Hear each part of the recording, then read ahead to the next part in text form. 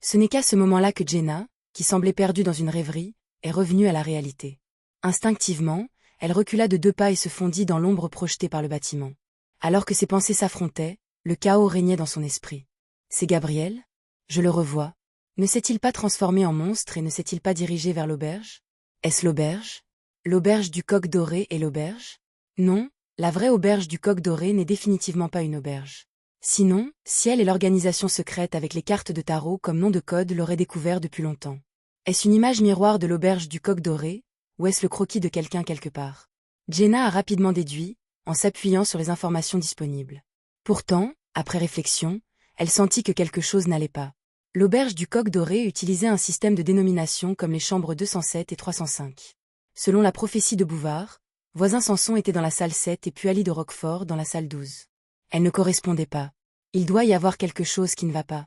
Jenna détourna son regard de la contrefaçon de l'auberge du Coq Doré et observa les environs. Elle a remarqué que cet endroit était identique à la rue Anarchie. Les bâtiments étaient parfaitement alignés, certains hauts, certains petits, certains de travers et certains en équilibre précaire, mais tous tenaient bon. Dans la rue, les vendeurs colportaient du pain de viande, du whisky sourd et d'autres produits. Les piétons entraient et sortaient, créant une scène animée. Si elle n'avait pas repéré Gabriel et qu'elle avait chuté tout ce temps, Jenna aurait cru qu'elle était revenue à la surface et rue Anarchie. Alors que Jenna observait attentivement les piétons et les vendeurs, il est devenu clair que quelque chose n'allait pas. Leurs expressions vides et leurs changements peu fréquents leur donnaient une qualité étrange et mécanique. De nombreux visages familiers semblaient disparaître au bout de la rue, pour réapparaître, tournant autour de quelque part et revenant à l'entrée de la rue Anarchie dans un cycle répétitif. C'est effectivement faux, comme une production scénique massive. La plupart des gens, comme les bâtiments environnants, servent de décor, mais ce n'est qu'un décor. Jenna a analysé la scène, établissant des parallèles avec des représentations théâtrales qu'elle connaissait bien, essayant de donner un sens à ce dont elle était témoin. Son attention s'est ensuite portée sur la contrefaçon de l'auberge du Coq Doré et la chambre 207. Après quelques instants de réflexion, Jenna a décidé de ne pas risquer d'infiltrer la fausse auberge du Coq Doré. Elle a choisi d'explorer la zone avec soin, acquérant une compréhension approximative de la situation globale pour voir s'il y avait une issue. L'aménagement et la situation ici reflétaient le marché du quartier du Gentleman. Jenna eut à peine besoin de distinguer le chemin avant de regagner la rue des Blouses Blanches. À chaque pas, son sentiment de malaise grandissait. Elle a même commencé à se demander si son quartier habituel était réel. Jenna ne pouvait s'empêcher de regarder le ciel depuis l'ombre. Ciel bleu, nuages blancs, soleil couchant et fumée flottante. Tout cela semblait réel, mais a aidé Jenna à confirmer qu'il ne s'agissait pas du véritable quartier du marché. Elle était descendue dans le sous-sol au milieu de la nuit pour chercher Will. Aurait-elle disparu depuis 12 heures?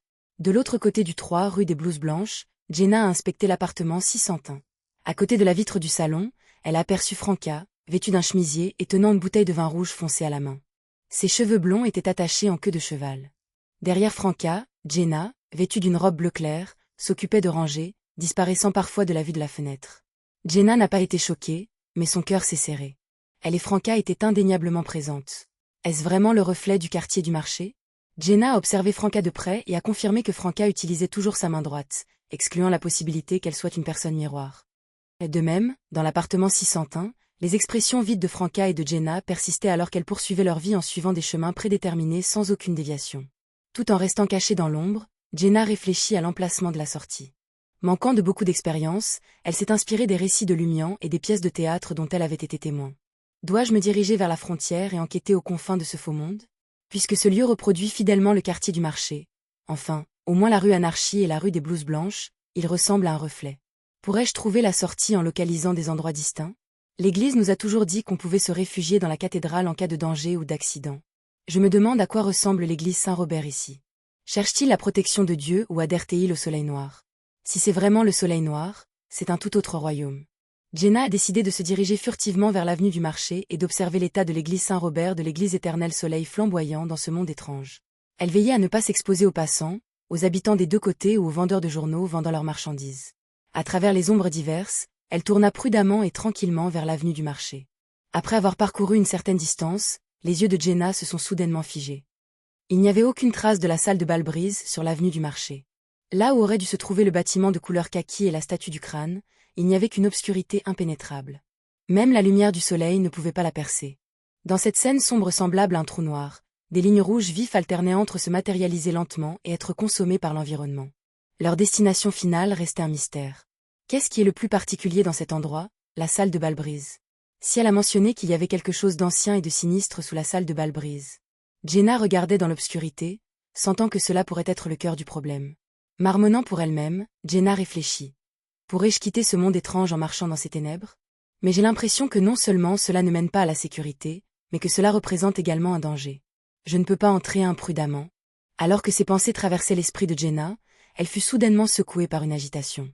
Rapidement, elle jeta son regard vers l'autre bout de l'avenue du marché, où elle aperçut plusieurs silhouettes indistinctes planant dans les airs, émettant une faible lueur alors qu'elle scrutait méticuleusement chaque ombre et chaque cachette imaginable pour les humains.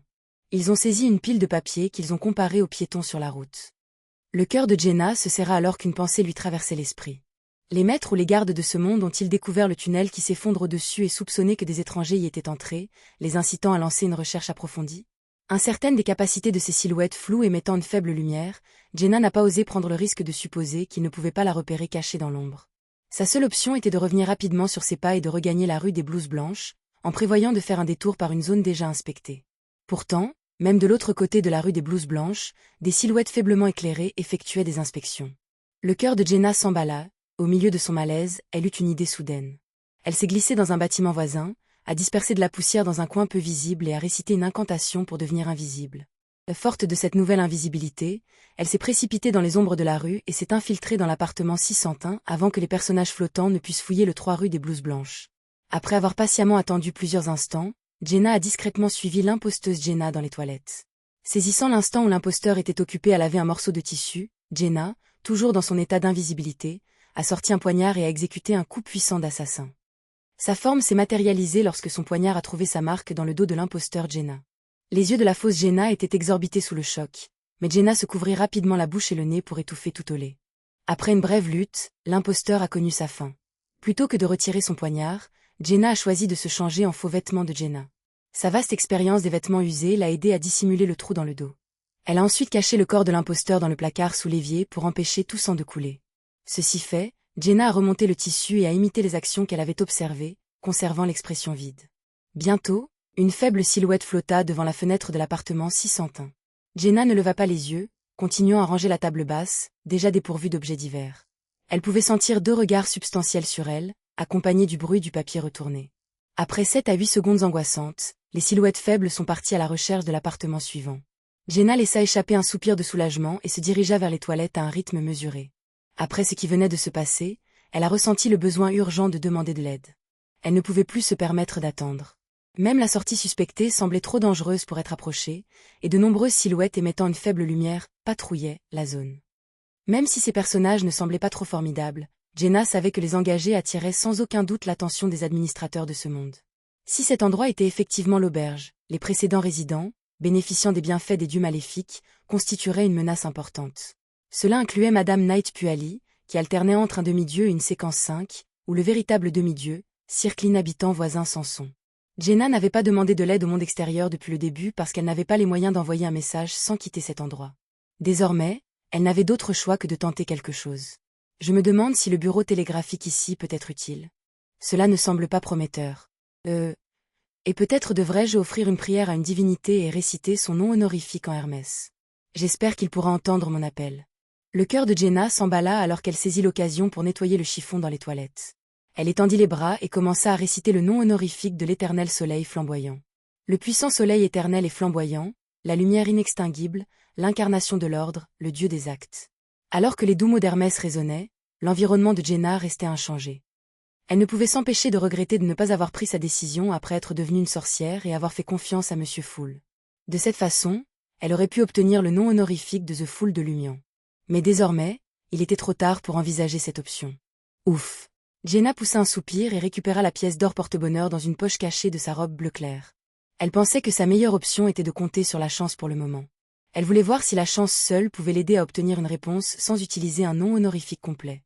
Tenant la pièce d'or porte-bonheur, Jenna a continué sa prière dans Hermès. Grand monsieur le fou, s'il vous plaît, aidez-moi à quitter cet endroit. S'il vous plaît, protégez Trèves. Dans le quartier du marché, auberge du Coq Doré, chambre 207. Lumion s'est soudainement réveillée, sentant une légère chaleur dans sa poitrine gauche.